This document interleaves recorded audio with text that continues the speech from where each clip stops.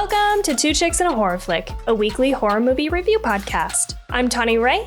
And I'm Felicia Connor. Subscribe to get new episodes every Wednesday. We dive into trivia, drink a little whiskey, and of course, give our no BS opinions. Join our Discord server or message us on social media to talk all things scary. And if you like the show, consider supporting us on Patreon. You can find all these links on our website, twochicksandahorrorflick.com. Thanks for listening. Now let's get scared. Hello, everyone. We are so excited today. Today is very special on many levels. First things first, we are joined by the amazing and super funny comedian Tony Novell from Hey Tony TV. Welcome, welcome. Thank you so much for being here. Thank you all for having me. I'm so excited to be on this podcast because I'm a horror film fanatic. So I can't wait to discuss this crazy movie that we're going to be talking about because it's one of my favorites. Nice. And this crazy movie that Tony brought to us is Hereditary.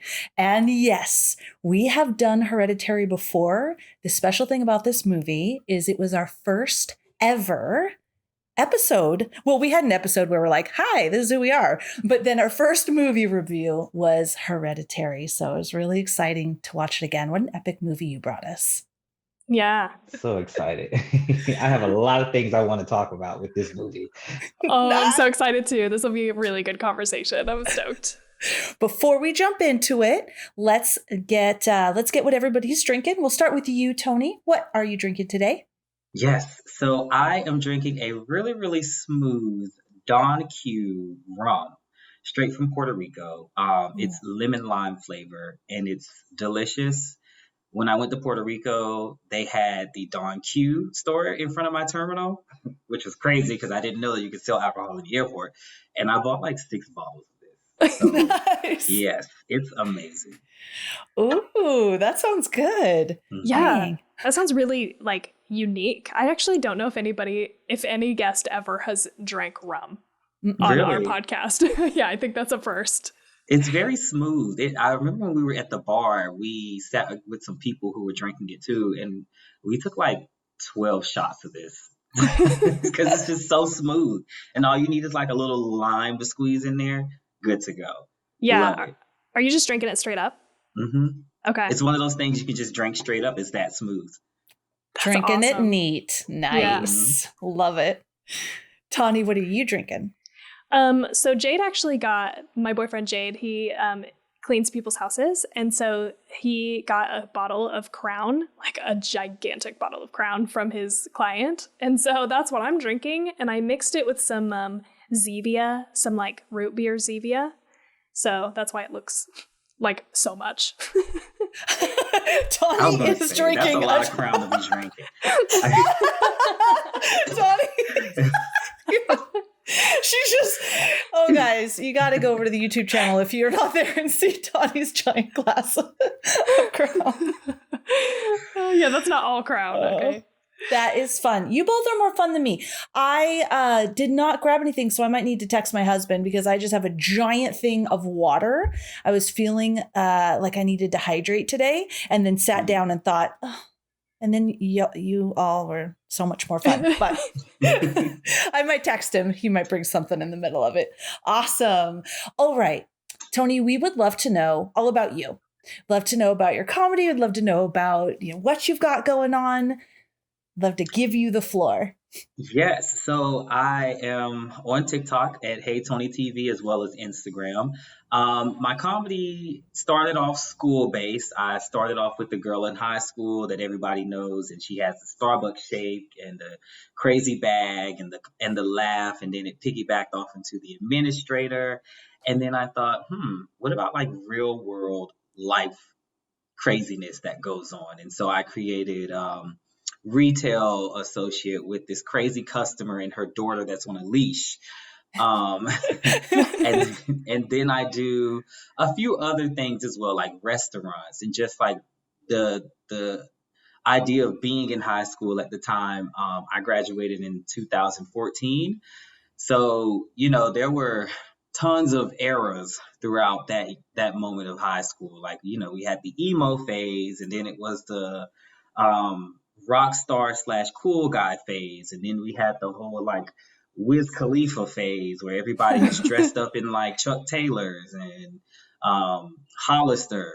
And then after that, it was the whole like fly guy stage when people were jerking. It was just so many, like every year in high school, there was a different era of something. It just felt very progressive every single year. I don't know how we managed to get through it. We all, when I look back at it, we all look very dumb.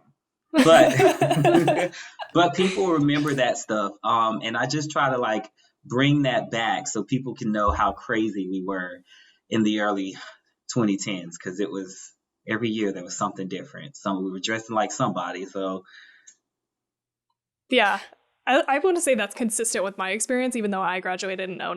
Like that, you were like saying things and I was like, yes, yes, yes. Like I'm ticking them off in my head. Yes. It's funny. I wonder if it's just cyclical. It was a wild time. It was like nobody thought for themselves. But it was fun. We were kids, but nobody thought for themselves. We were all like, oh, are people doing this jerk thing with skinny jeans and colorful shirts and mohawks that are like red, blue, and yellow? Let's do it. And that's what we did. And, it's times have changed now. All the kids are now wearing like Balenciagas and things to school. And I'm like, man, y'all got it good, because I had one pair of Jordans throughout high school. Y'all are wearing all the name brands now. But back then, like we had to try to get away with wearing name brands, and they weren't really name brands, and hope nobody spotted them out. So it was a fun time. And I miss it. And I'm glad other people can relate to that through my comedy. So. We love your comedy, and I love comedy that does that, things that you can relate to. I had to share it with everybody the other day. It was just something about it, Tony, that itsy bitsy spider and the news anchor and the newsreel. I just was laughing and laughing. I had to share it with everyone at work. I was like, Tawny, have you seen this? Or my husband. It's so sweet and innocent and hilarious. I absolutely love that. Thank you. My gosh. Thank you. I was like, nobody's safe in my comedy. I was like, the news anchors, they're not safe. And ever since then, they've been getting on me about that. But I was like, listen, comedy, there's no one safe in comedy. So you just got to have fun with it. I'm lightly picking on you guys. I'm not going too hard, I don't think. No, definitely not. No. Yeah. I like that also, like the observational and the like, I don't know if parody is the right word, but like that's what really cracked me up about that was like the B-roll was like from like I love that kind of shit. So that was like, my favorite part. Oh my gosh, so much fun. Oh, I love it. Well, we are really excited to have you on talking about this movie. We would love to know. So let's talk about horror and how much you love horror. When did you get into horror? Like, what was your first experience with horror that got, ignited that fire for loving it so much? Oh gosh. Okay. So when I was a kid, I stayed with my grandparents and my cousins, and I have one cousin who loves horror movies. And back then we had one room that had all the channels like HBO, Stars, and Cinemax and all of that good stuff. There was a horror movie, and I want to say it was the 13 Ghost that we watched. And for some reason, and at this time, when that movie came out, I want to say I was like 6 or 7. So of course you would think somebody 6 or 7 would be scared of the 13 Ghosts, but it was so intriguing to me as a kid. Like I wasn't scared of it, and I was more so into it. So I was like, I don't know, like people are always scared of these movies. I like this movie. And so then they ended up introducing like this horror channel with nothing but horror movies. And then I watched Chucky for the first time. And then Nightmare on Elm Street. I think that may have been the only one to get to me, because I can't imagine someone chasing me in my dreams and then dying in real life. Michael Myers, Halloween, like all of these movies just kept coming on, and I was so fascinated by it. I don't think a movie has scared me until I watched the very first Conjuring. That was one that scared me because James Wan is one hell of a director and a producer, and he knows how to really make you jump even when it's not time to jump. And so from there, as I grew older, I just fell in love with the art of horror. I would prefer to go see a horror movie than a romantic comedy. That's just me. A lot of my friends like to go see comedies, and I watch them, sure. But if I'm going to the movies, I'm going strictly to see a horror movie because it's something about the sound around you and just being there in that seat and the big screen. Either you're going to get scared or you're going to watch it and be like, oh, this is cool. I love this.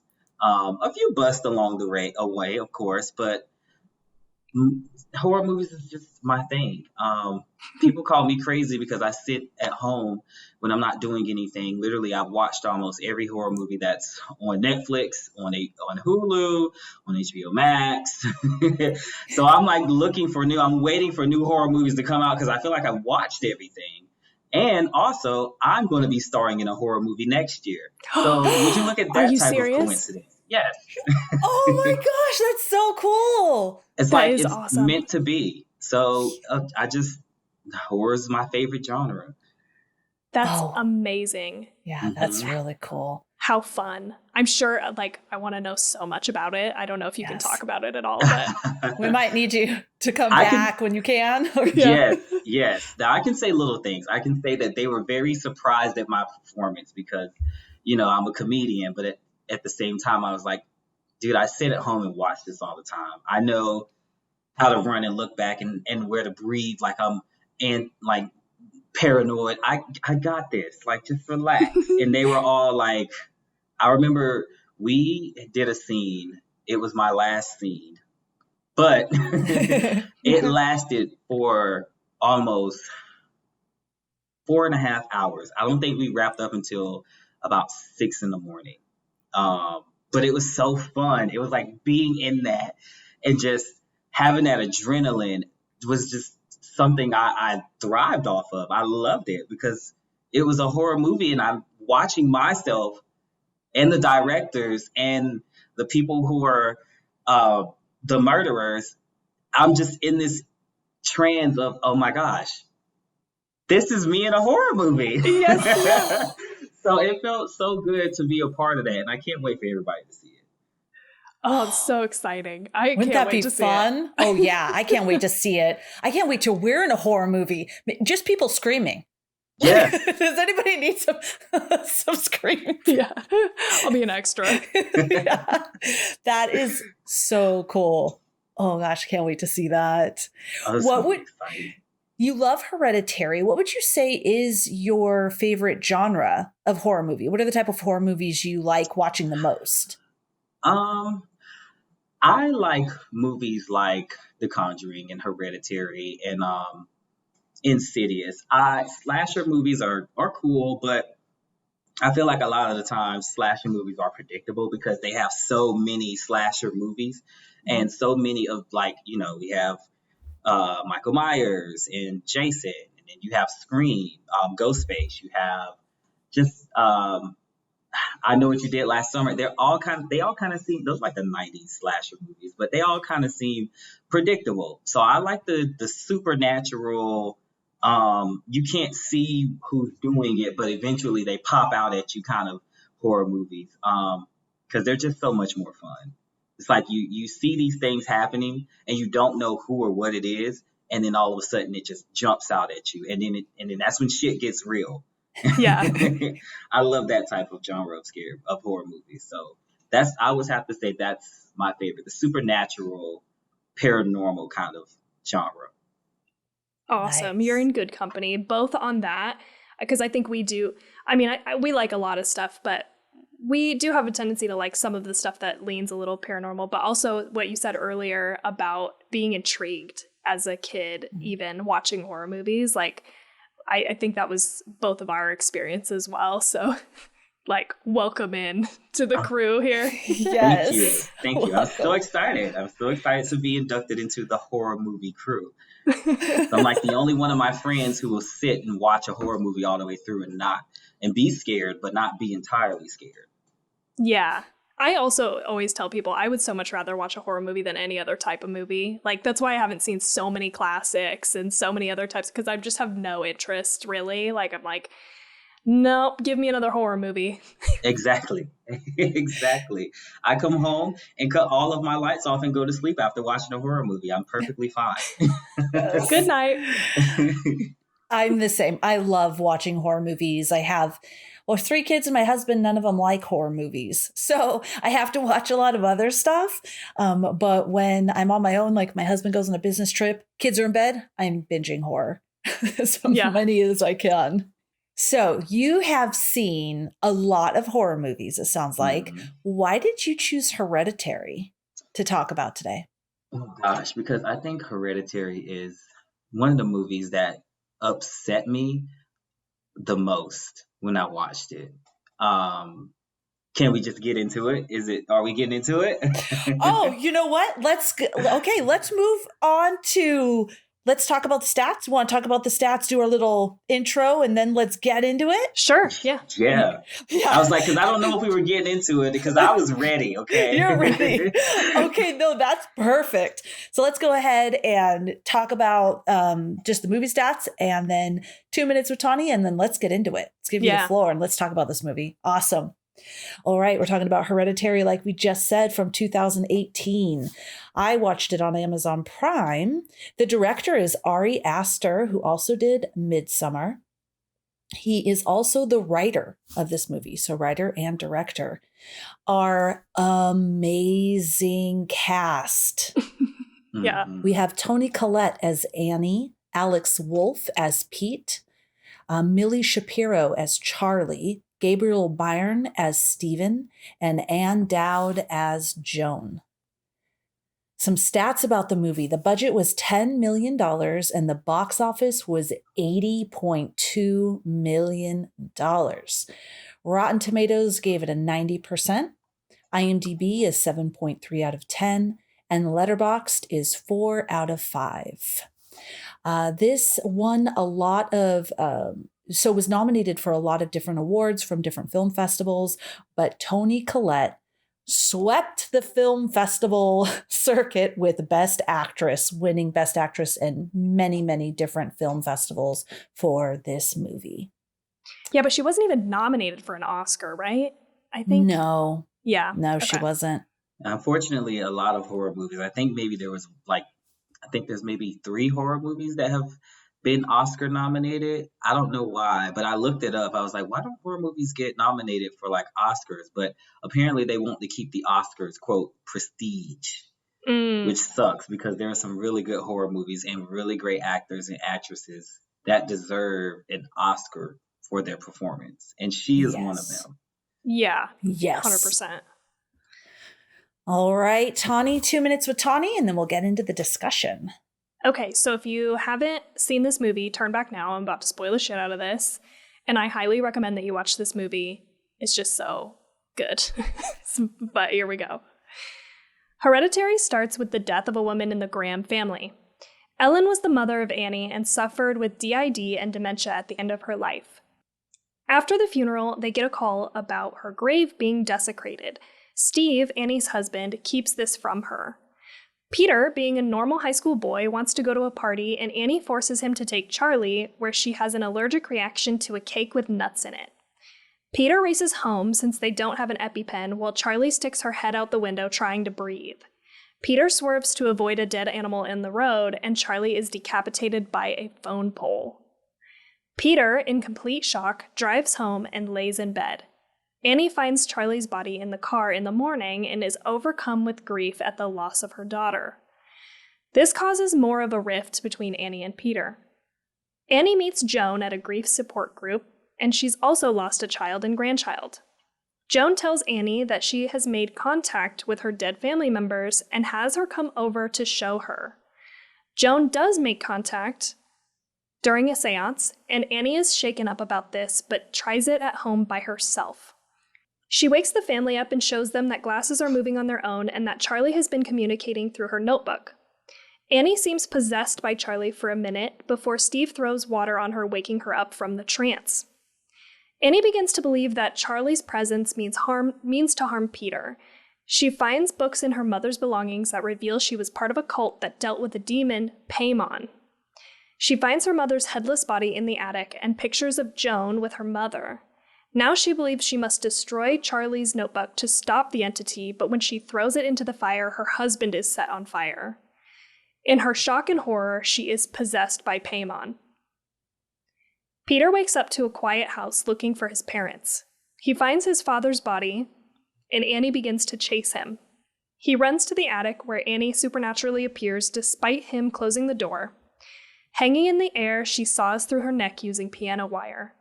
Peter jumps out of the window to escape and is also possessed. Annie's headless body floats to the treehouse, and Peter follows her up there to find the cult members bowing to a statue of Paimon with Charlie's decapitated head. Annie and Ellen's bodies are bowed to the statue, and Joan explains that Charlie/Paimon now inhabits Peter's body. The end. All right. Now is your time, Tony. Tell us. We know you love this movie. Why you chose it. Tell us everything you want to tell us about this movie. Perfect. I chose this movie because it's one of those movies that I was really excited about. And I was looking at Charlie as the superhero. I was thinking maybe she was going to be the one to save the day, save the family. Well, she didn't, unfortunately. And it just really broke my heart how she died, because I was like, oh my God, she didn't deserve it. But I was very, very happy that Peter got what he deserved. I did not like Peter. To this day, when I talk to people about this movie, I say I just absolutely hate that kid. He brought such a burden on his family, and the way in the dinner scene, the way that he treated his mom, when you know that she's grieving and it's your fault, you haven't said sorry, you haven't apologized, you just isolated yourself. And then you have the nerve to try to spin the narrative back on her to make her seem like she's the villain in the family. I just wanted to come through the screen and slap the shit out of him. But it reminds me of the way that everything panned out. It kind of reminds me of the Paranormal Activity, the third one, when they find out that their bloodline is of some kind of coat. And I love the coat storylines. Yeah. I don't know what it is about it, but Me it's like I too. just Us love too, the yeah. coat style storylines.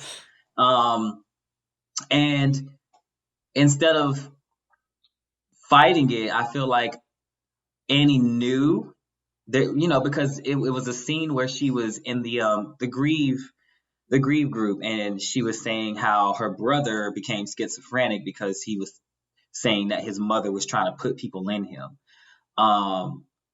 Which right there should have been a sign. And I don't see how if my brother told me that my mother was trying to put people in him, right then and there, I would have been like, okay, there's some like freaky shit going on in this family. Like, what is going on? Because that's not normal. Like, you just don't blurt that type of stuff out loud. Right then and there, I would have picked up on something was a little bit indifferent in this family. But I think what got to me the most was Joan. I felt like I knew in my spirit when I seen Joan, I just felt like she was somebody that was going to be the villain. And I was 100% right. She was the absolute villain. She helped Annie summon that demon and then disappeared and just waited for everything to pan out. Now, what I do love about this movie is I feel like everything was planned by the code. I feel like everything was perfectly lined. Because at the end, Charlie is actually the demon and then all of a sudden inherits Peter's body. But I feel like either way, how they were going to kill Charlie. I feel like either way, somehow or another, Charlie was going to die, whether it was Peter's fault or whether it was the cult, because you notice how she just kept seeing all this really weird stuff. Yeah. The people out in the field and the bird was definitely a sign for me, because if a bird hits a window and it's a black bird, I've seen enough horror movies to know that that's some demon shit. She was the only one that wasn't afraid in that classroom. So it's safe to say that somehow or another, I felt like she either was going to be the hero or she was going to be something in the movie. It turns out that she was the demon.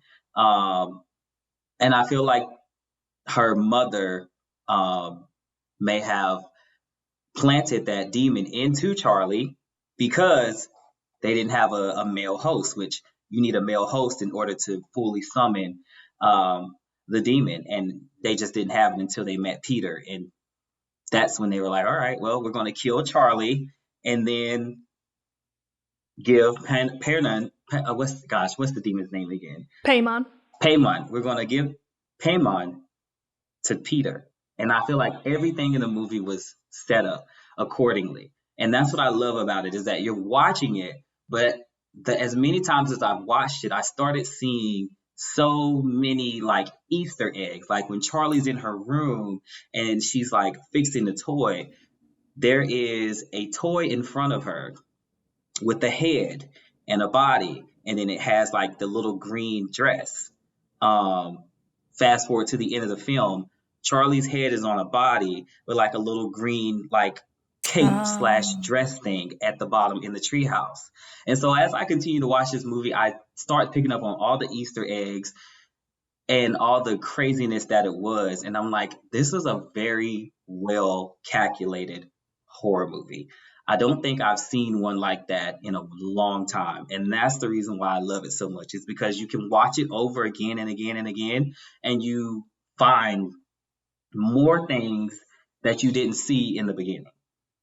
Yes, 100%. Yeah, I agree. I enjoyed it even more the second watch than the first watch. Mm-hmm. Yeah, me too. Tawny, because when we first watched this, when we first did it for the podcast, Tawny didn't rewatch it. And I watched it, but she did for this episode. And I was wondering, Tawny, how did you feel watching it again? Yeah, I was really nervous. And I feel compelled to tell you like the whole story of how I felt when I watched it the first time and then why I didn't watch it again. So let me take you back to the first time I watched this movie. I went in with like almost no expectations. I didn't really know, but I knew that people had been talking about this movie in a positive way, but I didn't really know anything about it. I think I watched the trailer, but the trailer really didn't give you any information. Like I just thought this is going to be one of those like regular horror movies where people kind of hyped it up and it's just going to be like your regular average horror movie is what I thought. But I had an itch to watch a horror movie and people had been saying good things. So I just like had a wild hair up my ass to watch this. So I bought it on Amazon for like $20 or something. Bought it to watch it, and Jade and I sat down and watched this movie expecting just like a run-of-the-mill horror movie. And the moment that this scene kicks off with Charlie's like thing and she gets, I'm sure I said all this in the first episode, but I'm gonna say it again, she gets decapitated, my jaw open through the entire rest of the movie. And I feel like the process of watching this movie for the first time, this movie slaps you around. Like you are just like on the ride and it's like making you feel all these things which are terrible and awful. And I just was so shocked. And it was so scary. I slept with like the lights on, I think for like 3 nights. It's the first movie to really scare me as an adult. Like I don't remember being scared of a movie since I had watched The Ring when I was like 13 or something. So it was incredibly powerful, very effective for me. I loved it and I would not shut up about it. And I felt like I could like remember the entire movie. So then when Felicia and I started the podcast and we watched the movie for the first episode about a movie, I could not bring myself to watch the movie again. I was so nervous about it just because I didn't want to experience like the awful pain of watching this movie again. So I didn't watch it, and I have regretted it ever since for the last like 2 years. I feel guilty that I didn't rewatch it. So I was like, okay, number 1, I'm willing to revisit this movie, and 2, I'm gonna have to watch it again. I have to. But I was nervous, both because it's like a bad experience. It's a good experience because it's an amazing movie, obviously, but like it makes you feel so bad and like, oh, it's just heart-wrenching, this movie. But then I was also nervous about like, what if it's not as good as I remember? What if I find some like holes or things that I don't like about it? I'm nervous about that too. But rewatching it, I loved it even more. And I picked up on so much, like you were saying, Tony, like there's so many Easter eggs. And I actually have a whole list. Like I looked up the trivia that we can get into later about the details and the planning for this fucking movie. Next level. I do have one little tidbit here that I want to say. Toni Collette had said, that she called Ari Aster the most prepared director she's ever worked with. She praised him for practically having the full movie already shot and edited in his head 2 years before they started filming. And I feel like you see that. Like you can get that from watching this movie because there's so much. And I want to say that also in relation to the second time watching it, that first classroom scene with Peter, they are talking about being in control versus having everything determined for you. And the last line of that, in that scene, there's another girl in the classroom or another guy in the classroom or something, but he calls it, whatever they're talking about, he calls it a horrible, helpless machine. And they have a conversation about, is it more or less tragic that they didn't have a choice? And that's like that's the heart of this fucking movie, is like these people didn't have a choice. And so actually rewatching it the second time, it was in a good way. It felt less bad to me because I knew that, just like you said, Tony, this was entirely planned out by the cult and they had no choice. It was going to happen one way or the other. And so it's not, that's a really interesting point about Peter. I feel so bad for Peter with being in that accident. I just feel for him so hard, and it would be awful to be in that situation. And that's what affected me, I think, so much the first time. So watching it the second time, they don't have any control, and that made it better. So, sorry, that was a lot. Those are my full thoughts about watching this the second time. And now, Felicia, I want to know about you, too. Sorry, go ahead, Tony, if you had something. I was going to say, I totally agree with you. And that's the thing, like, when you go into it watching it blindly, you don't pay attention to all the details, all the minuscule details of this movie. And one thing about it, if I love a horror movie, I'm going to watch that shit back to back to back to back to back. And so, like you said, in the classroom, they were literally just talking about what's going to happen in this movie and how things were planned out, and you don't have any control. But you don't know that that's kind of setting up the movie until you watch it again and you pick up on it and you're like, wow. They're pretty much describing what's going to happen in this movie, because none of them had any control over what was going to happen. For instance, when Annie threw the book in the fire and she thought that she was going to be set on fire. No, it was her husband, which perfect, because he was getting on my nerves the entire movie. I couldn't stand him. I'm sorry. He was just one of those, he's one of those throwaway characters that, I just didn't have any connection with him. I didn't like Peter, of course. I felt bad that happened, but like in the end, I was like, oh man, like he's really gonna suffer. And poor little Charlie got decapitated like 20 minutes into the movie, and he's losing her mind trying to get the family back in order. And this guy's just sitting here, just being a dick to his family and his wife, and he was getting ready to leave her. And so when she threw the book in the fire and he caught on fire, I cheered a little bit. I was like, yes, like burn. That's what I wanted to see.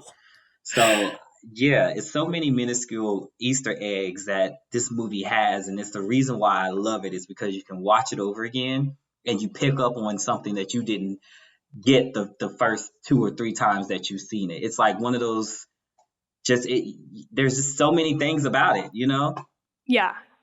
Yeah, I have to say, okay, and I'm going to shake things up a little bit. Oh, okay. But I love this movie. I love that. I loved it when I first saw it. And you're absolutely right, Tony. I was thinking about that when you first see it. And Tawny, you're so shocked that you don't see everything, right? Because you're being slapped around. I love that, because you're shocked and sometimes you look away. So you might miss those little things, like how often that light shows up randomly all throughout the movie, or right when they got home, very beginning, right when they got home from that funeral, of the mom's funeral, they're walking into the house, you hear banging upstairs, but you just don't notice those things. You don't know what you're in for. I love that. I enjoyed the movie more watching it again. Not a lot of movies could do that, right? Where each time you watch it, you enjoy it even more. absolutely stunning. Like I would say my top 5 favorite movie of all times, and some of the best acting I've ever seen in my life. Period. Hands down. By every single person. It wasn't just like, oh yeah, Toni Collette was great. Every single person was below your mind phenomenal.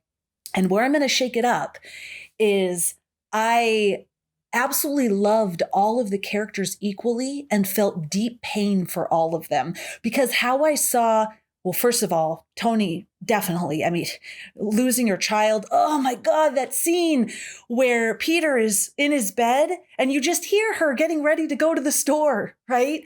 And you're waiting. Oh my God, I'm getting cold chills. And then her grieving, like, I'm like, this would be me. Like this, oh, the pain. And then of course for Charlie, but I also felt for Peter, just the amount of, like, he can't even say sorry because opening that up opens up this floodgate of what he actually did. Like, he's totally disassociating himself from everything.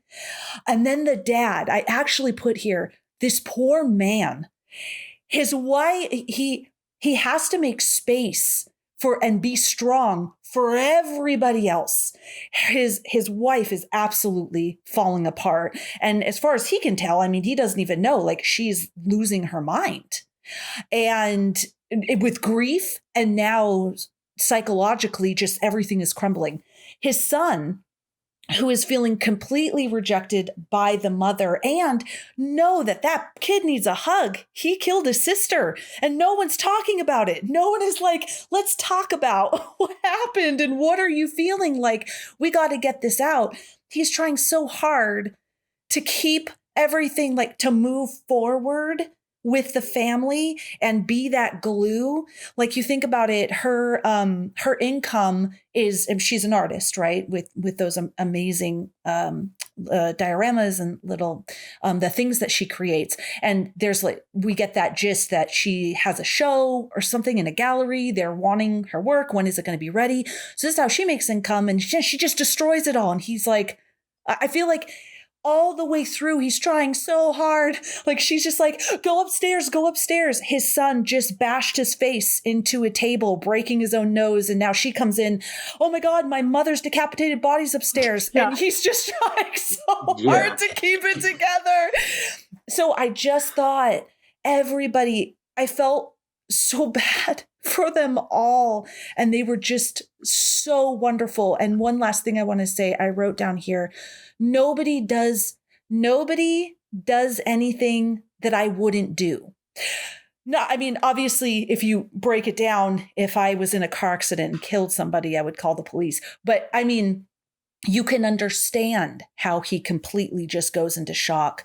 Or the dad, he's at his last wit's end, and she's like, throw the book in the fire, and he's still like, she's like, you're the love of my life. He still wants to do this for her because he loves her, and then he's just like, no, I can't do this anymore.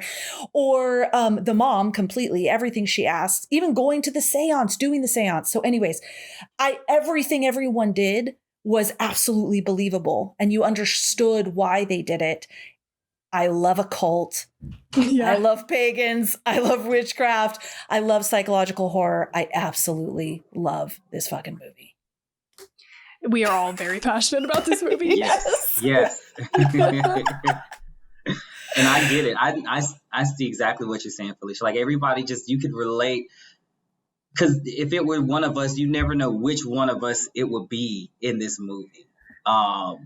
Like, we could be the dad and we're trying to hold everyone together, or we could be Peter and just be emotionally disconnected from everything because you don't know how to feel about it. Like, you have to hold in that burden that you unfortunately murdered your sister. Or we could all be Annie and just completely lose our minds because we lost a child. Like, we just lost, and she says it in the movie that she was never really connected to her mother, but she loved her daughter. No matter how strange Charlie was, she loved her daughter. And so you just never know which one you're going to be in the movie. And I agree with what you're saying. I just, watching it, I'm like, oh God, like, I don't know. For me, I would have to call 911. I wouldn't want to look back, but if it were my sister and I didn't hear anything, I would just call 911 or call my family. I wouldn't be able to look in the backseat because Yeah. that would just tear me to pieces. It would just make me a shit show of a person because, it's going to be my fault. And I wish Peter at some point would have been able to take accountability for the fact that happened. But, he unfortunately met his demise really soon. But I love when, whether it's me and a guest or me and Tawny, where we have this little different experience of the movie, and that those characters, how they came to you, you're like, oh, I hate these two characters. I wish I remember. I think I was too shocked in the beginning when I first saw it. I remember Toni Collette. Of course, I'm just a mad fan of Toni Collette. So I don't remember how I received those characters. This is just the second watch. I was like just really grieving for all of these characters. But I love that they came to you in a different way. And you're like, oh, no. But for the record, I would call the police as well. I'm pretty sure I would call the police. I most definitely believe I would call the police. But I think in that piece of it, if I can just mention this, Tawny, and then I'll pass it over to you. That one piece of it is a little bit based on a true story, or that happened where from a real life incident in 2004 in Georgia, where John Kemper Hutchinson accidentally decapitated his childhood friend, a passenger, Frankie Brom, on a telephone pole after the latter had leaned his head out to relieve himself because they were both inebriated. And I believe this situation, like them going home and stuff, was fairly similar. So it's so curious because I don't even want to imagine what that would be like. And I assume that I would stop and call the police and all of that. But I like how they depicted this different terrifying reaction. Yeah. Yeah, I read that Ari Aster has never made a comment on that case, so who knows if that just happens to be a coincidence that it's so similar, or maybe he did draw inspiration and just doesn't want to say that, because I think that is kind of, opening up a whole different conversation of potentially using a real life terrible case. We've talked about this in other movies for, entertainment value, basically, but it's... I was like, I do remember from our first conversation being like, I didn't need to know that was a real thing that happened. Well, sorry. Now I told you again. Well, no, it's I had no stuck idea in it my was brain. a real thing. So now that I know, I'm like, oh my goodness, like, wow, I can't even imagine. That's just something that's gonna really carry on with somebody for the rest of their like. Can you imagine seeing the head of somebody?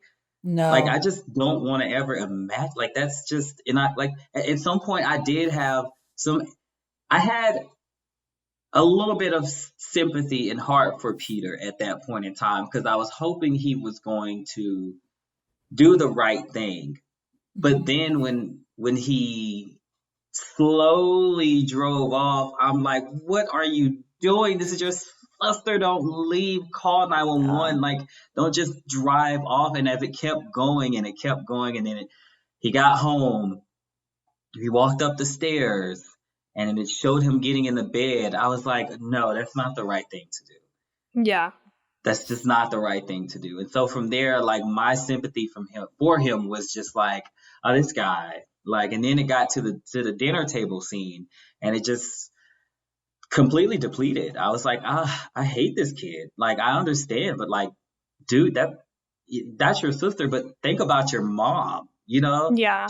When she found that half of a body in the backseat of her car, that scream that she let out was like, I would have thought this was a real thing going on. Yeah. I don't think I've ever heard anyone in a horror movie scream. Maybe Sarah Paulson. maybe Sarah Paulson, because she Oh. screams a lot. But I don't think I've ever heard someone scream in a movie and it really touched me because I was not expecting that at all. So Like real, right? it was And right real. after when she was on the floor. That's the worst Yes. part for me, is the like her just pleading, like, oh God, I want to die. Like I can't, like just that whole, it feels so real. It's terrible. Yeah. It was just a heart-wrenching moment. And Oh, I just, wanted to bring up though, how do you feel? I'm curious with the whole storyline of there's obviously some trauma from the past of her not wanting him and almost lighting him on fire as far as he's concerned. So Peter growing up had this mom who didn't want to be his mom and tried to light him on fire as far as he's concerned. I mean, she says that, she was sleepwalking, but he feels that she wanted to kill him. So he obviously grew up with having a mom that he loved. I feel like he loved her because like when he was up in the attic towards the very end and he's like, Mommy, I'm sorry. Mommy, I'm sorry. What do you think about that, Tony? So having that background as well, and now getting to the dinner table scene where he confronts his mother. Does it change your mind at all about Peter or no? it just gives me two separate vibes, especially knowing now what we know. She was a sleepwalker, and I don't feel like she was a sleepwalker on purpose. I feel like maybe that was something that was done to her by the cult or as her mother as a child. Mm-hmm. And then she just grew up to that point where it was just a reoccurring thing. Because if you notice, they were saying that when Peter was sleeping that night and then he saw Charlie in the corner and then all of a sudden people were grabbing him, he thought that it was his mother again. And she was like, no, it wasn't me. I wasn't sleepwalking this time. Like, I know what's going on. There's some weird demonic shit happening. Like, just don't tell your father because I don't want him to know about this. So I feel like there was something between her mother and her as a child, especially now, again, knowing what we know where her mother tried to plant the demon into her brother and he became schizophrenic and killed himself. I don't feel like she was sleepwalking. It was like a purposely sleepwalking thing. Now, when it comes to her and Peter and that whole situation, I feel like that was her first child and maybe she wasn't ready. And so sometimes my mom tells me that all the time, I almost murder you, even though I'm not the first child. But I can understand that being like a reason. She never really went into detail as to why she almost aborted Peter. And that's one of like the loopholes is like, why did you almost abort him? What happened or what changed that you wanted to keep him? We never got the final answer to that. So I can understand why there's some kind of animosity there, because it's like, that's been hanging over my head for years as a kid. And then I wake up to you almost lighting me on fire with paint thinner. Again, she was sleepwalking. And that's a very wild way to sleepwalk. Like That's a lot of shit you got to do while you're asleep. That's a lot. Yeah. Get a lighter, get paint thinner, douse yourself in paint thinner, douse your chest. Like, that is a lot. And that's one of the things that when I sit down and I think about it, I'm like, there's no way that she was sleepwalking and doing this on purpose. There had to be someone or something in the midst of it all that kind of pushed her to do that. It's a very wild subject to think about, because usually people sleepwalk and they go downstairs and like make them a sandwich or something. I've never heard anybody sleepwalk and douse themselves and their children in paint thinner and light a match and then wake up. It was something I was like, okay, no, there's something there that's happening to her that she hasn't really talked about. You know what I was wondering? When a second watch, I thought to myself, oh, maybe it was intentional. And she, because she's saying, of course it wasn't. Of course. Remember when she's telling the story? She's like, Yeah. obviously I was sleepwalking. And I'm like, maybe she wasn't. And then I thought, okay, maybe it was like she was possessed or her mom, like some, sort of possessed her to do that. Or maybe it was a sleepwalk and it was her subconscious self. If you think about it, they were all doused. She was killing them all to end the cycle, maybe. Oh, maybe. Because Charlie was doused, she was doused, and him. And so maybe subconsciously, maybe she knew on some level and was going to try to end the cycle, then woke up. Oh, Those that's an interesting thought. I was going to say at the very end, Joan says something to Paimon about like, please give us, domain over and control over man, meaning like they can, with the power of Paimon, they can control people, right? So that's kind of what I took, is maybe they were controlling Annie. But yeah, I don't know what the reasoning would be because they actually want to put Paimon in his body. So like, I don't know why that would be. So I like that explanation, Felicia, that maybe subconsciously she knew and she was trying to save everybody. By ending the cycle. I agree. Yeah. I agree. Because at the end, they all end up dying either way. But I kind of see what you're saying. It's like maybe she knew that there was something going on. Because if you do remember, she opened up that book in the beginning. She went into her mother's room and she opened up the book and there was a note that it was saying, I pretty much just saying, I'm sorry for this, but this sacrifice has to go on. And then she closed the book and just was like, no, I don't want to read that. And then she goes back into the room towards the end of the movie, and then picks up that same book. And that's when she finds out, there's some cult witchcraft shit going on in her family.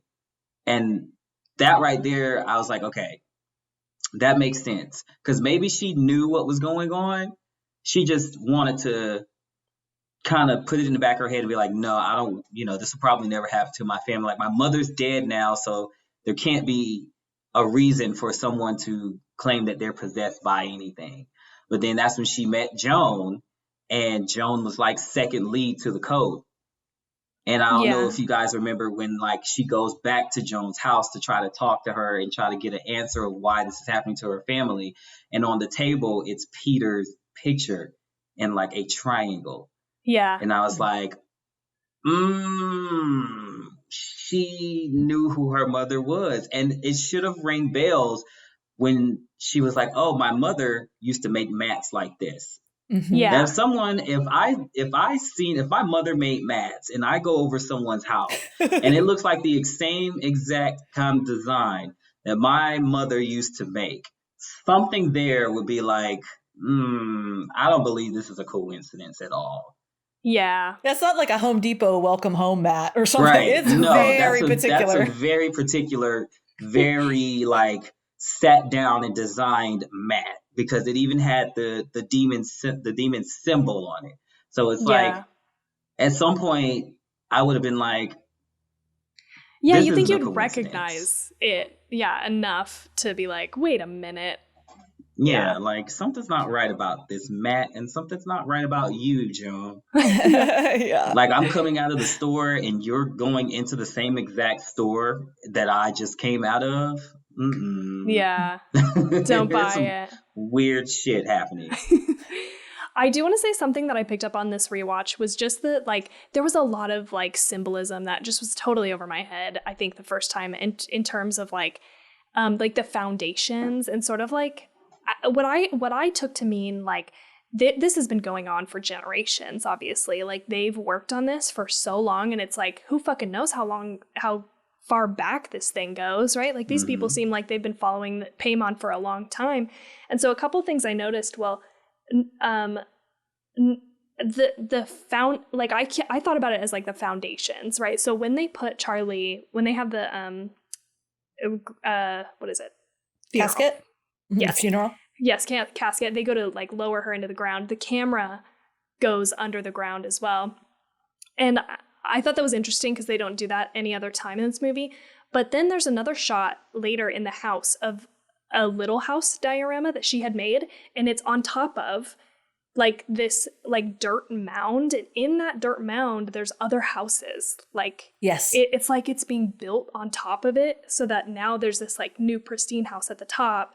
And I thought both of those things were like interesting, probably symbolic things about like this is something that's been around for a long time, and again, they can't have control over this because it's been in play and in motion for so long. They're just the next brick on top.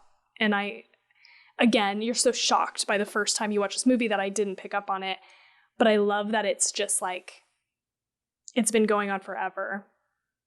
I agree. That Annie was, if I was to ever walk into a room and I just seen everything depicted into like small, minuscule, dollish kind of figures, it's like, and there's a lot more there. Like the image of her laying in her bed and her mother standing over her. Like that was one that I was like, okay, yeah. So to me, definitely she was being controlled because and how do you remember that?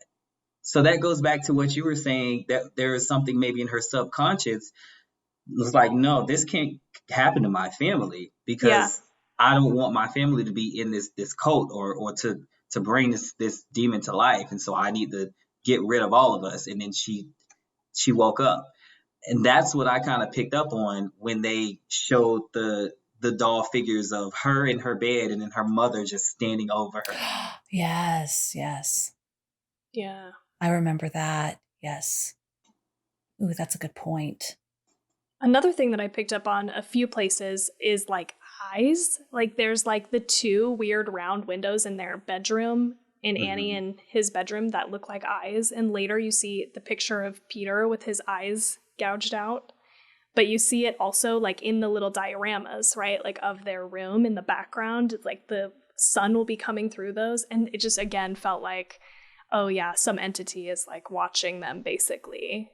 Yeah. And maybe I'm reaching a little bit, but I watched this video, and I think I talked about this in our first episode where we talked about this, but I couldn't find it. I found it again, so I will post it in our Discord. But it's this person's like read on the opening shot where it moves inside the room and goes to the diorama, and that's where we start, is it becomes the real world, and it's Peter. Some of the stuff in the video I think is like reaching a little bit, but a couple things that I thought were interesting was that he talked about like as the camera pans into his room, you hear like a clip clop, like of like a horse or something walking up, which is interesting. But then later in the book, when she opens it, Paimon is on a camel. And so it could be like, like a sound design reference to him like coming up. Because what the point that he's trying to make is that first shot is like a representation of the spirit world, basically, like where Paimon lives, and he actually lives in the treehouse. It's like a representation in the spirit realm of where he lives, and so he goes from there into the house to like fuck with this family, and that's his view, is this like diorama, again, because he's kind of in control of all these little pieces. Again, I think that's like a little reachy, but I thought that was a really good point, and it happens like a few times throughout the movie, along with the sound of like a fly. And one of the first things is the fly in that shot moves from the treehouse into the diorama, and there's flies upstairs with the mother's body, and also you're like a fly on the wall, you're just watching it, and Annie like moves through the air like a fly kind of when she's in Peter's room. She like goes out, and then so again, I feel like all of this stuff serves that same idea of like, we're observing this. Even there's another scene where he says, the husband, or he goes up to her when Annie's like messing with the diorama, and Annie's like, what? It's a neutral observation of the accident. And I also thought that was interesting because we're kind of neutral observers of this entire story playing out. I don't know. There's so much that I picked up on this time. It was just like so good. This one piece, I love all of this. When you were talking about also the, I have in my notes, when the coffin was going down and we go underground with them. I wrote that exactly. They're bearing us with, they're bringing us deeper into this story with Charlie. We go underground with her and then they take us on this ride. One of my favorite things in this movie that I got so excited when it was about to happen was when Annie is in the corner of Peter's room, in the corner up on the ceiling. And then all of a sudden she does this weird, like floating silent crawl. It's so, Tawny and I have talked about this before. It's that uncanny valley, this uncanny, it's just, it's off. And that creeps me out. Or even when Peter was down in the living room and you can see a person staring back, but it's not clear. You can't completely see the person. It's just, you notice something's off.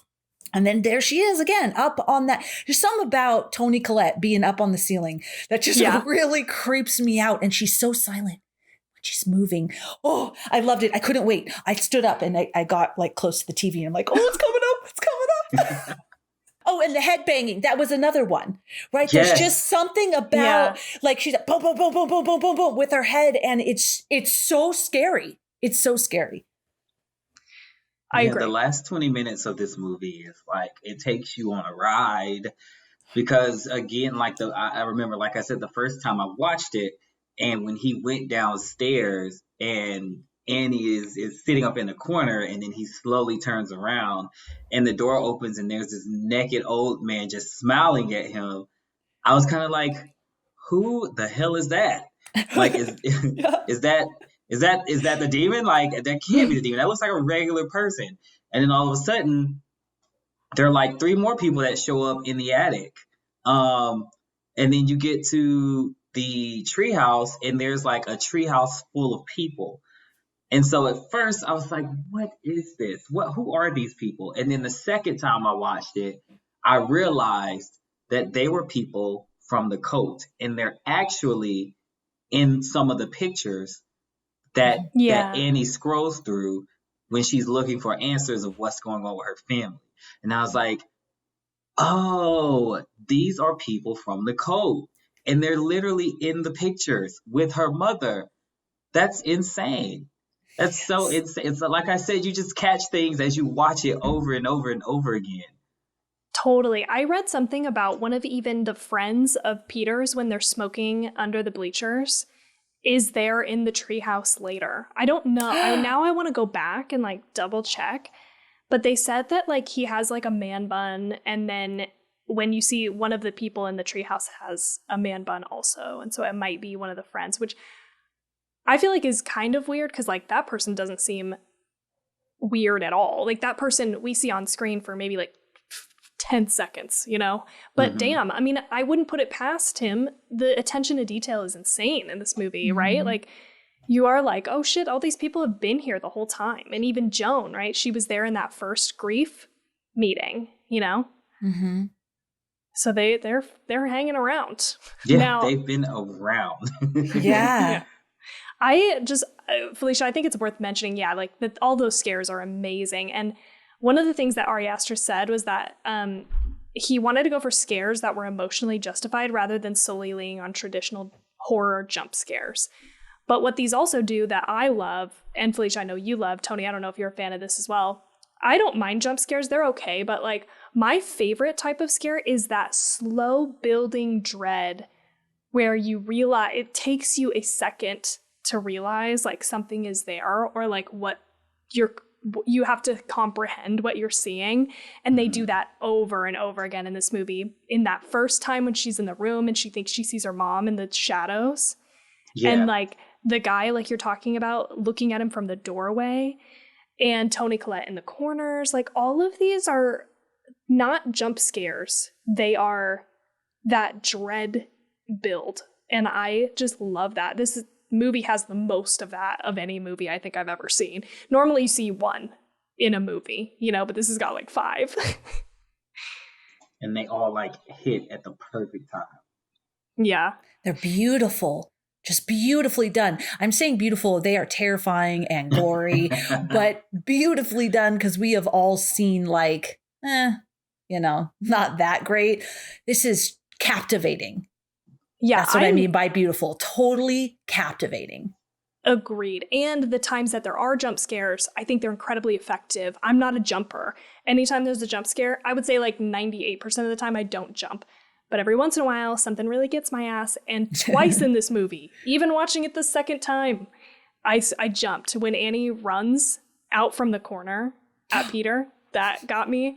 And the click of the tongue when she's driving and she hears the like tongue click like that. You know, it's just so good and creepy. And then Peter heard the tongue click. I think him hearing it in class, that moment for me was like, it was either until I figured out what was going on. I kind of felt like that's when he started to resent what happened, because he was really going, you could just look at him and tell he was just going through it. And then the next thing you know, he's hearing the clicks. And then he hears it again, and then he hears it again, and he's looking for it. And then all of a sudden, he has this face in the middle of the class, which is so crazy because I don't think I've ever seen a movie where something goes down in front of everyone. And that was right before he bangs his nose on the desk. So that's when I kind of realized Charlie is still around. Charlie still has a purpose. Charlie is there for some sort of reason. And this was before I found out that Charlie and Pagan was working together, pretty much. Yeah, I'm curious to know your guys' read on this, because this is like the one thing that I'm still unsure about. Even though I've read a bunch about it, I've rewatched, I paused at every moment I could and read all the words on the pages that I could. But I'm still not 100% sure, I guess. Like, what has happened? Is Charlie and Paimon one and the same? Or have they like merged together because they tried to put Paimon in Charlie's body? Like this part I'm a little unclear on. What is your guys' read? Go ahead, Tony. I feel like Charlie and Paimon, I feel like the grandmother, because if you notice in the beginning, when they were in the, when Annie was in the grief group, she was saying that she kept Peter away from her mother, but her and Charlie ended up becoming really close, and she didn't like that. And so I kind of feel like it's some sense of, in form of fashion, Charlie and Paimon kind of just merged into her body. So I feel like there's no doubt. To me, I feel like there was never a Charlie to begin with.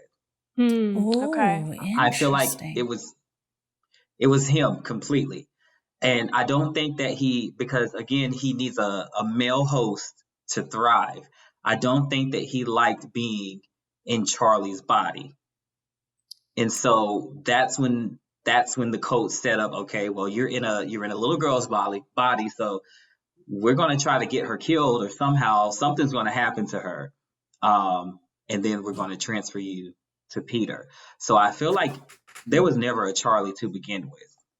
I feel like it was straight him. It was just all him, but they didn't know that. Okay, this is exciting. Oh, yeah. Okay, no, you go. Okay, this is exciting. I like this. So I'm going to tell you what I thought first, but now with what Tony said, I think it's something different. At first, what I thought was that they were two separate, just like Peter, and how she was screaming, Peter, get out. So Peter to get out of his own body so that Paimon could go in.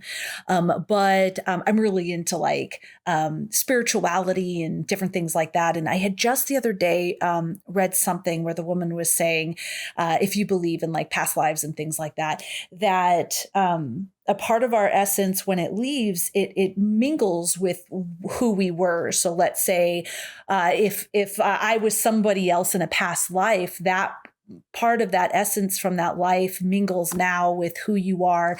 So what I thought was, there's Paimon, but as he's going into these different people's bodies, a little bit of who they are, like Tawny, a little bit of who Tawny is, mixes a little bit with Paimon, right, as he's occupying that body, and then leaves.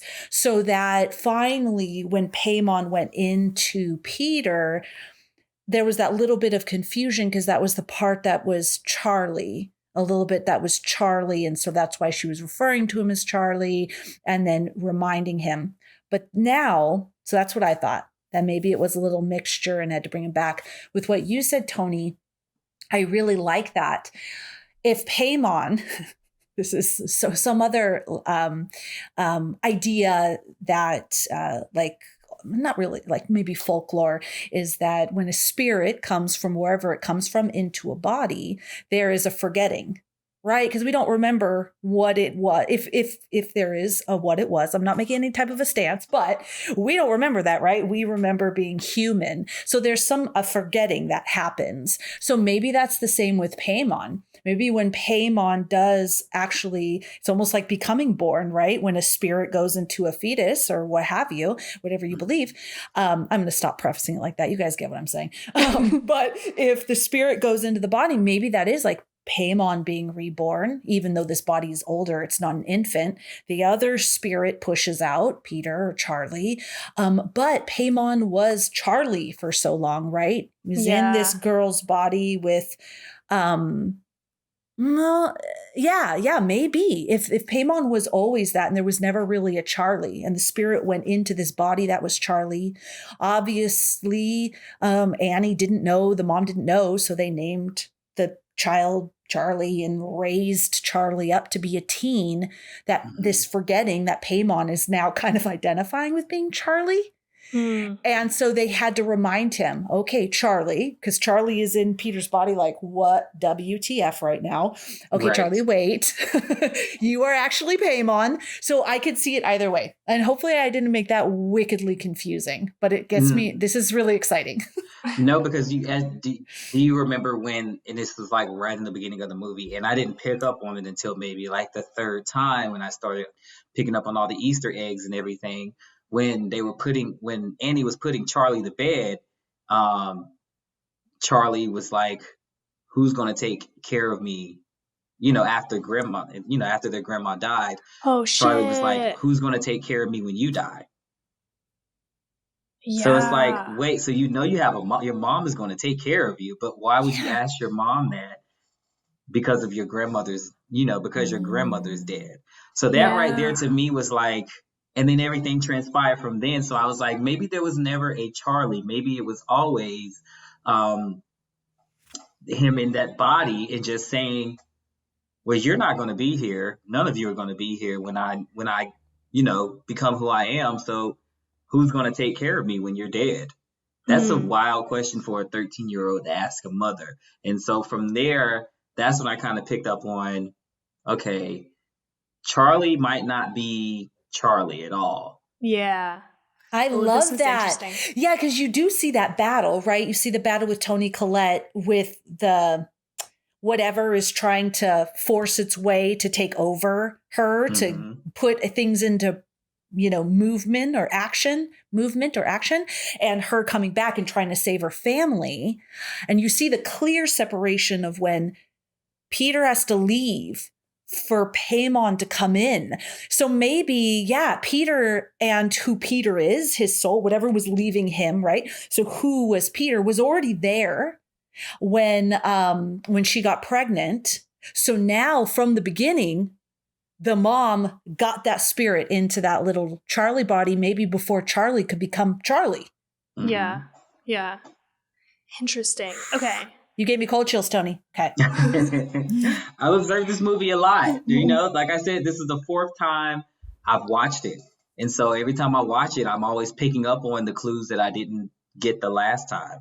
And now that we talked about it, to me, that just makes sense because, again, in the grief group, she was saying that she kept Peter away from the grandma. But she said that, and this is what struck me the most. Now, this is a line that really struck me the most. She said that her mother pretty much stuck her hooks into Charlie. And I was like, okay, stuck her hooks into Charlie, meaning that Charlie became really attached to her. And so that moment when they're tucking Charlie in and Charlie, is like, who's going to take care of me when you die? It's like, okay, something transpired when you were a baby between you and your grandmother that you haven't told your mother. You know Because- what, you guys? You know what? Tony, you just popped right into my head. With maybe that's why she tried to have a miscarriage. If she grew up with this, if Annie grew up with this, you know, when you're a child, things happen to you and you don't fully understand what's happening to you. They traumatize you, but you don't fully understand what it is. Maybe subconsciously she knew, and that's why she had this desire. Remember, she was telling Peter that, like, I tried to miscarry. Yeah. Maybe it's because on some level she knew that this was his fate. So then when she couldn't miscarry, she kept him away from her mom. Yeah.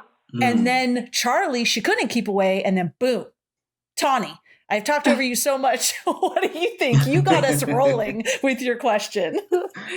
No, I think these are all really good thoughts. And I think a secondary thought and question that I have about like all of this is that I can't reconcile is like, why now?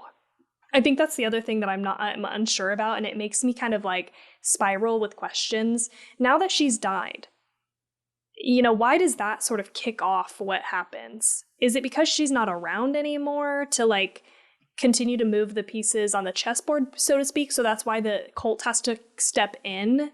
I'm meaning Ellen, right? Ellen dies. But they also say towards the end, she had dementia and DID, and then maybe she didn't.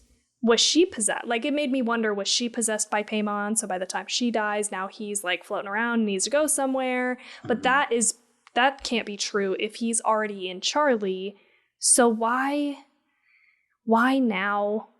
You know, like, I think that's where I get hung up a little bit. And I might be just like trying to look at too much information about it. Like, I'm fine without having an explanation. It doesn't like make the movie a worse experience, but I'm curious again to know your guys' read on that. Yeah, because I was Googling up, so I'll be quiet and just let Tony talk, because I was wondering, does there have to be multiple sacrifices, or like the two women?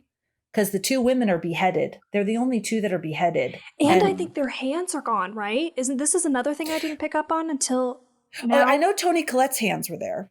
Okay, but she says earlier Charlie's hands were gone, which I did not pick up on until this time. She goes like her head was gone and her hands. Oh, I couldn't hear what she said about her hands. I almost rewound it. She said something about her little hands and I didn't pick it up. She said something like her hands were gone, her hands and her little fingernails. Like, so they're like gone. They must have taken them. And then at the very, very end, the cult says something to the effect of like, we've recovered Charlie's body. So they have Charlie's body. Obviously, they have her head too. But anyway. I agree. I think it all happened. So this is why I feel like, especially because, you know, watching movies that have cults in them, when one dies, I feel like somebody has to pick up where they left off. If you notice in the pictures that Annie was looking at, it kind of almost depicted that Ellen was like the leader. She was like the head of the cult. She was always in the middle, and she was always in a white dress. And everybody else wore different colors, or I think it was either black. I think they were darker colors, and she was always in a white dress. I know where you're going with this. Okay, keep going. Yeah. And so Joan, I feel like Joan would have been, because in almost every other picture, her and Joan were like this, like close. So I feel like Joan may have been second to lead.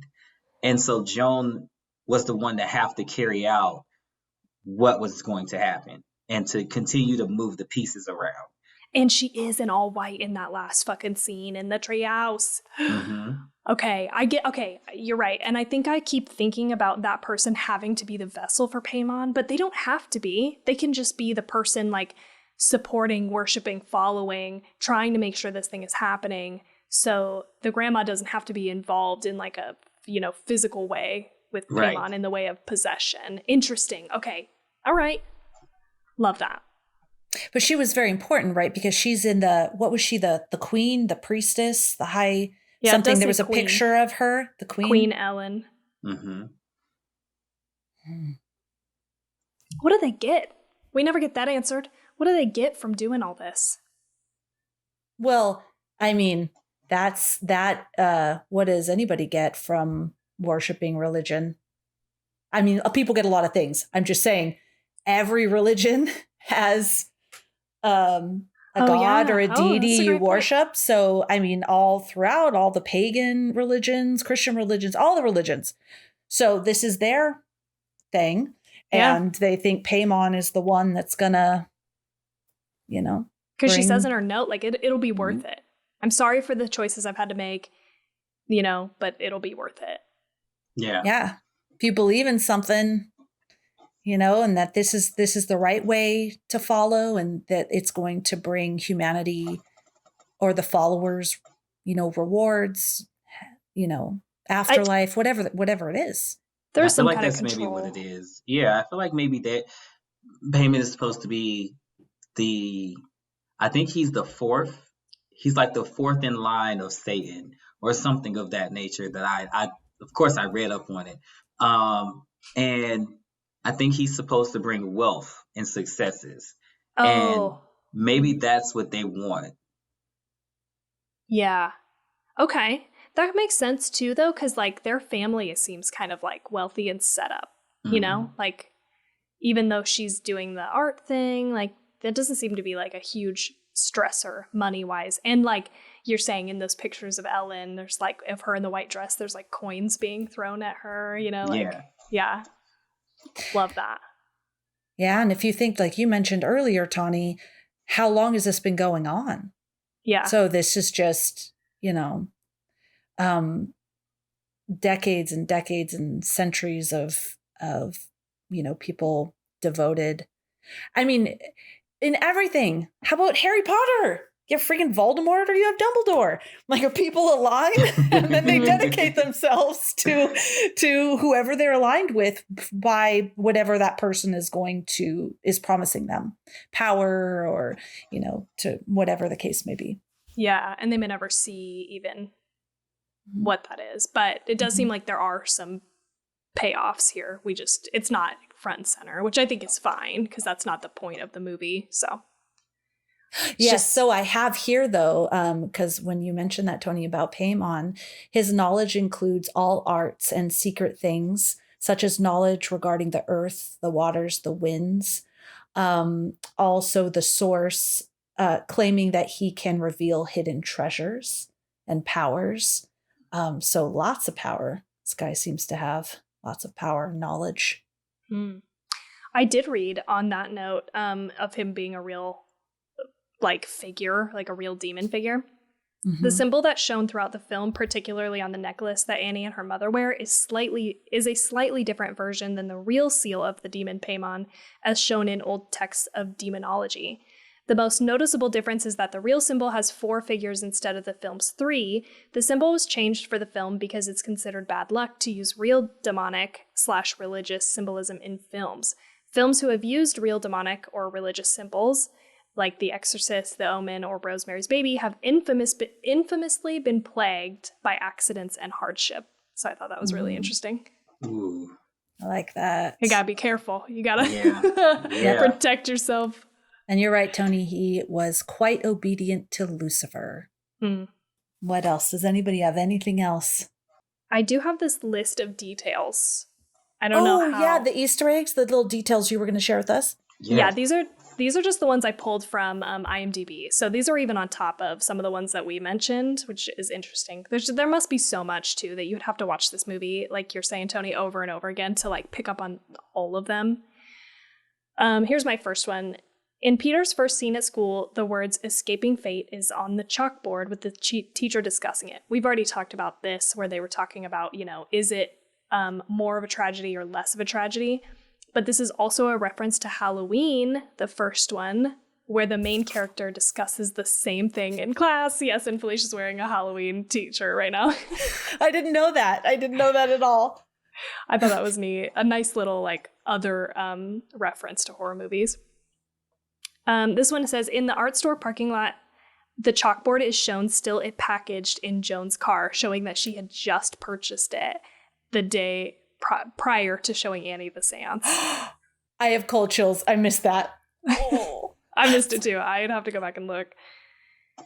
This one says, throughout the film, several words can be scrawled on the walls. At one point, there are 2 words, liftoch, pandemonium. Liftoch is an English transliteration. Wow, these are lots of big words here. Of the Hebrew word to open. And pandemonium is Latin for all demons and is what Satan names hell in John Milton's Paradise Lost. I saw pandemonium and I kept rewinding going, what is that other word? Oh. Liftoch. I don't know if that's how, I don't know if I'm saying it right, but yeah. Okay, in one of the scenes in Peter's classroom, the teacher is talking about, this is like a later scene, the sacrifice of Iphigenia, I don't know if I'm saying any of these names right, Agamemnon's daughter. Both Iphigenia and Charlie are daughters who were sacrificed in hopes of bringing forth a great event. One being victory against the Trojans and the other being bringing forth Paimon. Wow. Those classroom scenes, dude, I felt like they were juicy, meaty. Yeah, they're not just regular classroom scenes. There's some things in there. Yes. Yeah. You might have to do some comedy on those classrooms. Yeah. Those different classroom scenes. Yeah, classroom scenes in a horror movie. You're like, what are we talking about? Okay, this one says, during the party scene, just as Peter enters the bedroom to smoke weed, some kids are watching a black and white video on a laptop of someone being beheaded with a guillotine, foreshadowing the film's multiple beheadings. Something else I picked up on that like drawn picture of Paimon is he is holding, I don't know if you guys noticed this, when he's on the camel, he's holding 3 decapitated heads. 3 heads were missing. Oh, that's 3 heads. Yeah. Yeah, that's the 2 women and Charlie. Mm-hmm. And there's a lot of triangle symbolism.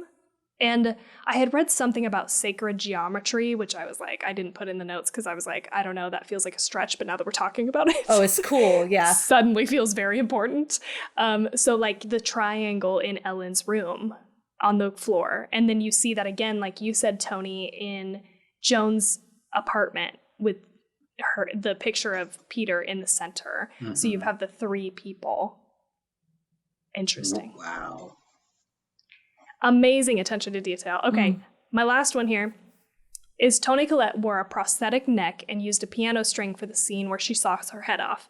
Some believed it was a wire saw, which is a common tool for backpackers, but it's actually meant to be piano wire. The destroyed piano can be seen knocked over and broken after Peter runs down the stairs near the end of the movie. Oh, I missed that. I picked up on it this time. I saw the knocked over piano, but I didn't think of it in connection to the sawing scene. I just thought like, oh no, that's bad. Like you can see that there was some kind of, scuffle situation downstairs that he doesn't pick up on right away. I was so like, oh my God, as she was cutting off her head, I didn't even think about what it was with. I was just along for the ride. She's like, at first I was like that too. I was like, what is she like? I see the string, but what kind of string is that thick? Like, yes. Oh, this movie actually makes me feel, I feel like this movie is a fucking masterpiece. I'm sure I've already said it. I'm going to keep saying it.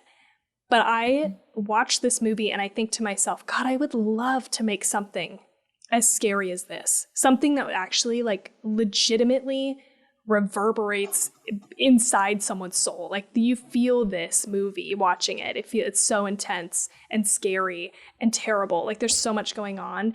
And I cannot even imagine the amount of time and effort it takes to put all of these pieces together and make sure every single thing in the scene is so well placed and connected. Like I was talking to Jade about this and I was like, I'm a person who's like, in the process of doing something, done is better than perfect. And so like, I would be like, just type some bullshit up in that book and we'll just call it good. You know what I mean? Like if I ever found myself in a situation like this, obviously I would try not to do that. But there's some times where you just have to be like, I don't know, get it done. And I can't believe just the commitment that Ari Aster had to seeing this vision through so fully that just nothing is out of place. Nothing is random. And it blows my mind and makes me feel like I would never be able to reach that level of perfection. You know what I mean? And I think that's what makes a great horror movie, just like a great movie in general, is that when you're able to watch it over and over and over again, and then you just continue to catch things that you didn't see the first time or the second time or the third time, that to me makes an outstanding, perfect film. Because there are a lot of movies that you can watch that just seemed rushed and put together, like they were trying to meet the deadline. So they were just like, oh, well, let's just rush this and put it together. And then you watch it and it's like, it just doesn't resonate with you in a sense of, oh yeah, I can watch this again and it'll be good. But this movie, Hereditary, is one of those movies. It's one of those movies that you can watch over and over again. And every single time you watch it, there's just something you can just pick up on that you don't pick up on before. And that goes back to attention to detail. Like, I can't imagine how long the director may have had to like sit in front of his screen and just make sure that certain details stuck out. Yeah. So that way, when you watch it again, you can find it, because you're not gonna find it in the first take of the movie. Like, we all go to the movies and, we sit down and there's other people in the movie theater, so you can barely hear anything, or somebody's walking through the screen, so it's one of those things where he definitely took his time with this. Like you said, Tony said that he had this movie 2 years prepped up, ready to go. It was already filmed before it was filmed. That speaks volumes as far as creativity and dedication to making something perfect, very different, and very intriguing. Yeah. So well said. I completely agree. I was wondering if either of you knew why. I'm always so shocked. Like, IMDb, 7.3 out of 10. Letterboxd 4 out of 5. These aren't bad scores, but I mean, this is a masterpiece. Why is this not higher? What is happening here? I was wondering if the ending with the witchcraft and the magic through people. I love it. Like, Tony loves it. We love this type of stuff. But I was wondering why I think it should be scored higher. It's so phenomenal. I can't even imagine someone having a problem with it.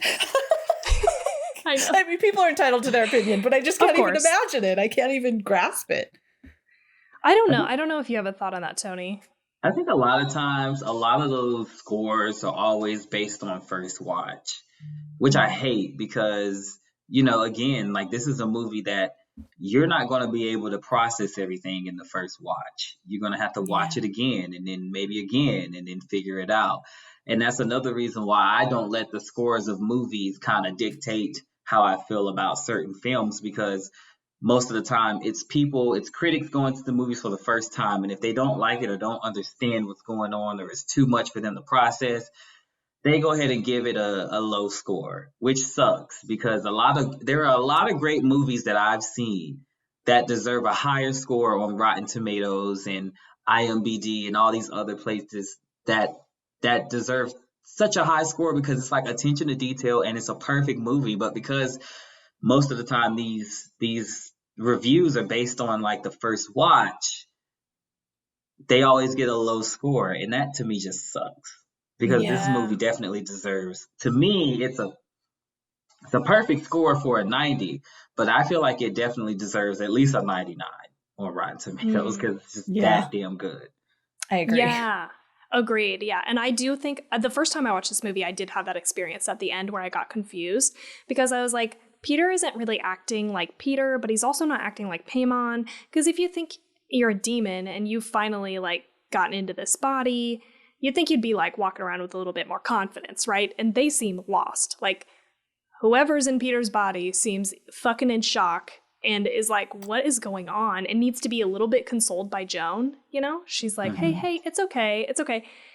And so like, I was confused the first time I watched this, and I did leave feeling like, what happened? And I had to read other people's interpretations and what was going on. Again, I was so shocked. I almost couldn't even look at the screen, you guys. Those bodies, the decapitated bodies, like bowed down. Like I was so, I don't ever look away. And I didn't this time because I'm not a person to look away, but I felt like I kind of needed to a little bit this time. And so like, that's a very intense ending. You're shocked. You can't like grasp it. And I think we've kind of worked through that at this point, but I was thrown for sure that first time. So I agree, Tony. I think that's part of it. The other part for me is I do feel like this movie has gotten like overhyped for people, because that's the feedback I've seen from people who didn't like it as much. They say it's overhyped and it's not as good as people say it is. So I get that, because sometimes movies can get overhyped for me as well, where I go in thinking this is going to be like the best thing I've ever seen. And then because my expectations are too high, I don't like it. And so I think that's what has also happened for people. And I just think people sometimes are a little too literal. You know, one of the moments in this movie on rewatch, I was like, why don't you have an EpiPen, dude? Like, why don't you have an EpiPen at the thing? Like, that was kind of like a major oversight as far as like watching a character in a movie. It doesn't ruin anything for me, but I could see how some people would have problems. And some people, here's the other thing. Some people don't like feeling scared. Not us, obviously. We're the people who like to be terrified. Don't watch a scary movie, dude, and go out and rate it. Totally. But that's the thing, is some people go in and they just like to laugh and make fun of it and say how stupid it is. And I can see how several moments in this movie you're like, what the fuck? You know, if you're like a person who's trying to make fun of it and make it not scary, that is what you would do. Like when she like, you know, swims through the air, I could see how you would think that's like dumb. If you were, Yeah. I agree. Dumb. I think it's very scary. But like, you know, if you're trying to set yourself up to not be scared, you're like, what is this stupid? Oh, look at why are these people naked? You know? Oh, yeah, I could totally see that. Yeah. I feel with this movie, this is one where when you were talking about the overhype, yeah, I feel like this would be one that it would be hyped up and you would go in and your expectations would be met. That's how I feel with it. I feel like this is one where you would actually go in and go, wow, you know what? It was as good as everyone says. I just want to say one thing. They talk very briefly on a side note about how they're out of EpiPens. The mom is talking about that. It's very brief. It's not a main conversation. I don't remember if she's talking to the dad about it or if she was talking, but it's towards the beginning before they go to the party. It's right in the beginning. Yeah. Yes. No, is it? No, yeah, it's right in the beginning when she's eating the chocolate at the funeral and the dad says, does that have nuts? And she was like, no. And he's like, okay. And then the mom comes and she's like, that doesn't have nuts in it. And he was like, no. She's like, great, because we're out of EpiPens. Yeah. And then it just breezes by it. Thank you, Tony. I know exactly what you're talking about. Okay. All right. I like that. Again, attention to detail. So, you know, we're taking care of everything at any moment. But because I've also seen some criticism of, as a person who knows that you're allergic to nuts, why would you eat the cake with the nuts? Which I think having Paimon be in control of that body and needing to die and have the head come off to go into some other body, of course you would make that choice if you're Paimon, right? Mm-hmm. So of course he's in charge of that moment where she eats that cake. Is it covered in nuts? I didn't notice. Yeah. Oh, yeah. Oh, you didn't notice this? I didn't notice the nuts. But the funny thing is, if you go back and watch it, and this is what I picked up on, so it kind of like, they're cutting a shit ton, which I don't know why you have this many nuts at a party, but in the beginning, they're literally chopping up nuts, and it's like a ton of nuts that they're chopping up. And so when I went back and watched it again, I want to say maybe the second time, I was like, this is kind of like foreshadowing what's about to happen, because they're just, and then of course they're at a party. So maybe there wasn't any nuts in the cake, or maybe there were, but at the same time, the knife that they cut. Mm-hmm. Yeah. Ooh, I didn't even. Sorry, think about Tony. that. I get so passionate. I should have warned you. I get so passionate. Sometimes I can't even hold myself back. And I don't mean to interrupt. Please continue. No, you took the words right out of my mouth. I was going to say cross-contamination, because, you know, you're at a party. You're not thinking about who has a nut allergy. they're Right. chopping up for whatever reason, I don't know what they're going to use that many nuts for, but, and then all of a sudden, Charlie goes to get a cake and they probably use the same knife that they cut the nuts with. Yeah. Oh, can I just say something? I've been to many a house party, okay, in high school and beyond. And I want to say the most unrealistic thing about this movie is that somebody's baking a motherfucking cake at a fucking house party. Never in my life have I seen that. But is she baking a cake? I like that, Tony. I thought the cake was already done. Okay. However, I've been to a lot of house parties and no one was crushing up the nuts. Maybe here's a bowl of nuts. Dude, there's literally no food at all. It's just like, do you want to drink some beer or some liquor? We got that. We might order some pizza later when everybody's drunk as hell. Yes. That's it. Yes. That's all you're eating.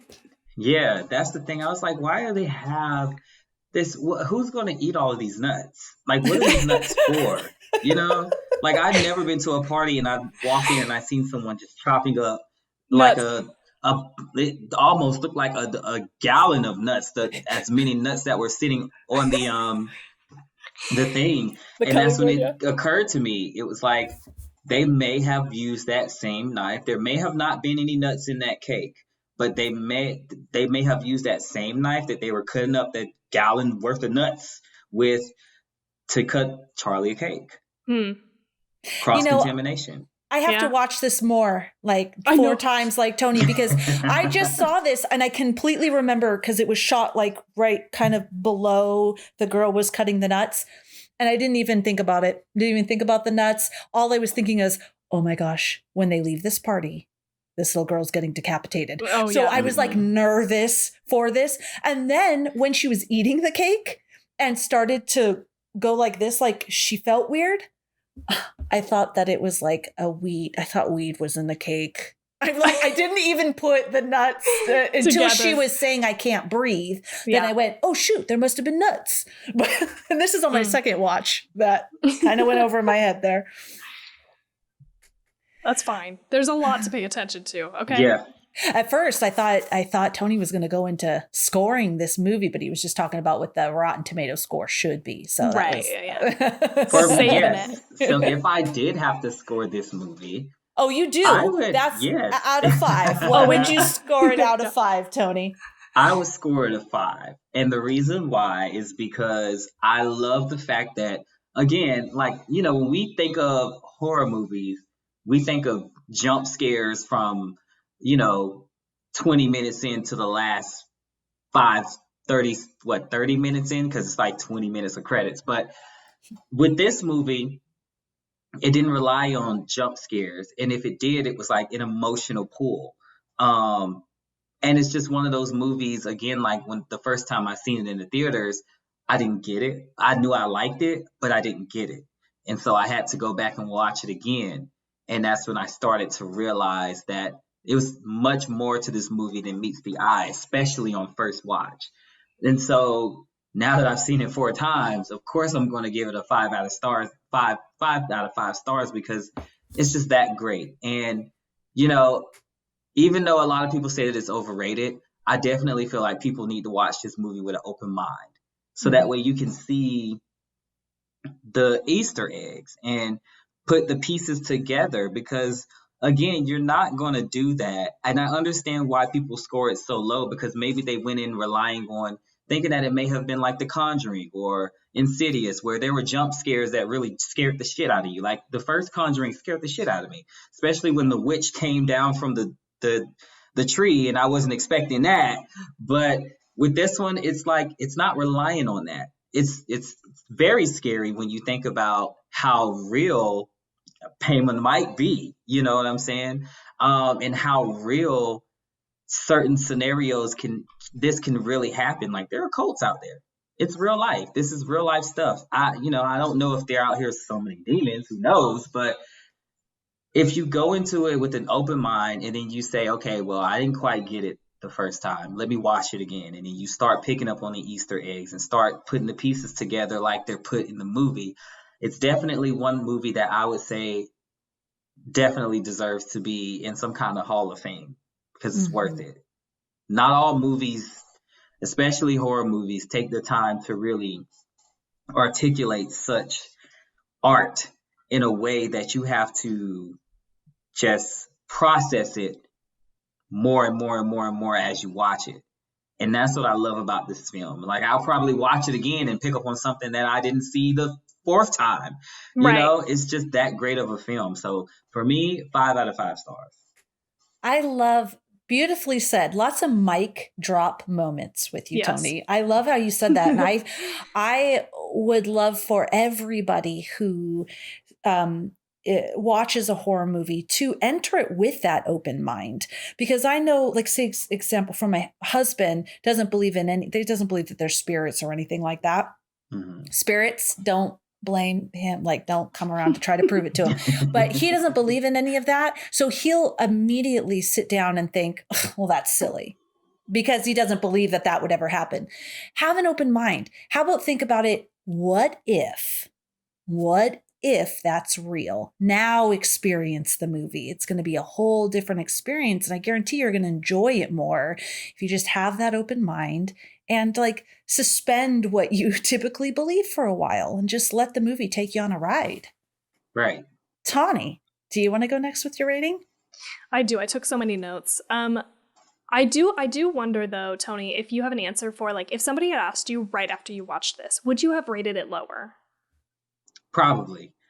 Okay. I would have given it a 3 because I'm so used to, And here's the reason why. Again, I'm one of those people that, you know, I'm reluctant to go into, especially, so watching the trailer of this movie, especially when it first came out, it gives like, oh shit, this is going to be some really scary shit.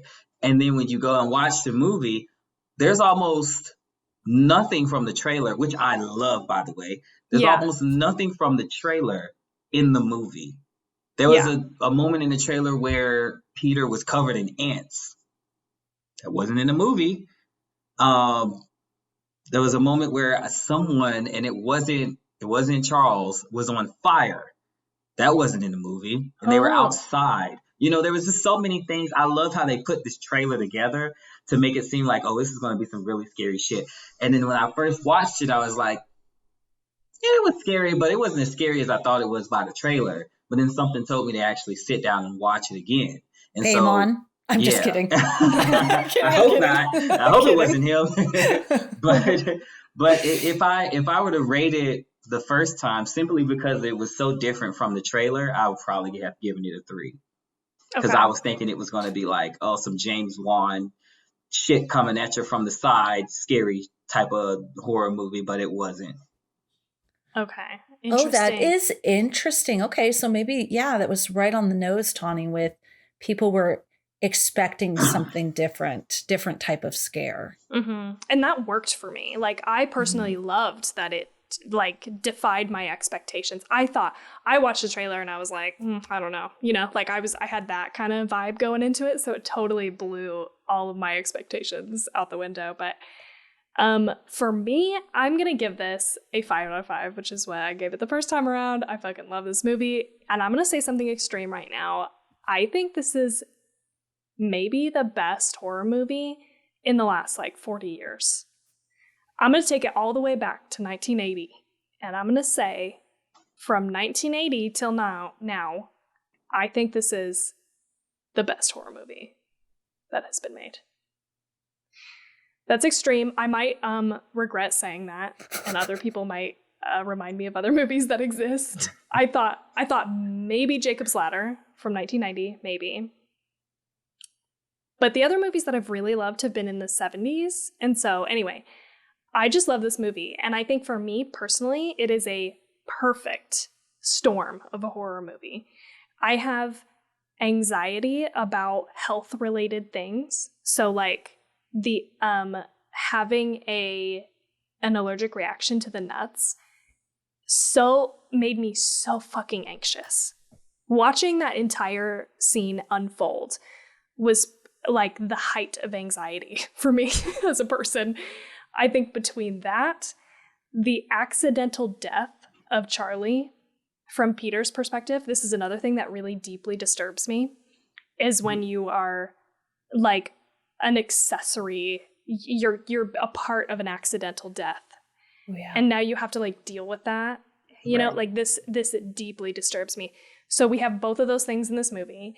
And then on top of that, there is this idea of possession, like demonic possession, which Felicia and I talk about this all the time, and you had already mentioned it. You kind of have, even though I don't necessarily believe in all that stuff, there is this part of me that's like, but what if? And that's why the supernatural movies scare me. To go back to our very first part of the conversation, that's why those things tend to like get under my skin, is because like I don't believe them, but like, what if that was a real thing? So all of those things together, plus the fucking just dread and family drama dynamics, just that feel bad. This is like the perfect storm of a horror movie for me in my adulthood, that if I could give it higher than a 5, I would. It's just peak, amazing masterpiece. I'll stop talking about it. Felicia, what would you rate this movie? Oh, I loved all of that. I'm right in line with all of you. I give this movie a 5 out of 5. And after watching it a second time, it is now moved to my number 1 favorite horror movie of all time. Hereditary is my favorite horror movie of all time for all the reasons you both mentioned. It is a true masterpiece. It is impeccable. The acting is alone. Yeah. Amazing. One of the most amazing. Yeah. The best acting I've seen in many movies across genres, across all different types of movies. I absolutely love this movie. Thank you for making me watch it again, Tony. Yeah, thank you. So fantastic. Well, thank you. Thank you so much, Tony, for coming onto our show and sharing all of your thoughts. We had a blast. We just enjoyed having you so much.